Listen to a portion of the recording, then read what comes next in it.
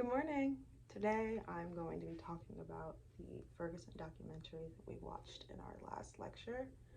Um, I have never been to a protest like that. I've never been to a protest that turned into a riot. I've gone to one protest, I think, in my entire life, and it was the one that happened in my hometown, Jacksonville, Florida, after the killing of George Floyd. I think the most intense that got was that they were like dressed in their full riot gear. We saw them and we were like, why are you dressed in your full riot gear? None of us have any weapons. And then they not pepper sprayed, they tear gassed us. I remember it being really close to my birthday, or like on my birthday or something like that. But still, it was such an like interesting thing to watch happen up close. Just the like, why exactly are you dressed like you're ready to go to war? We're a bunch of black and brown kids.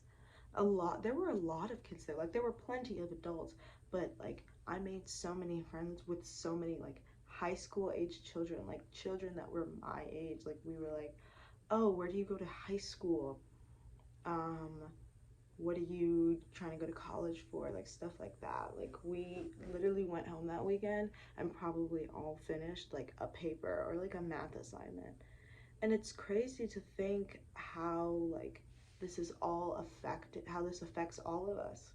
And like, there's no person that's quote unquote like spared, I guess, because we're all affected in the long run by the stuff that happens to like the people in our community.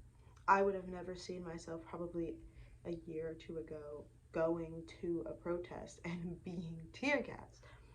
But when things happen in your community, you have to either make the choice to stay silent or to step up.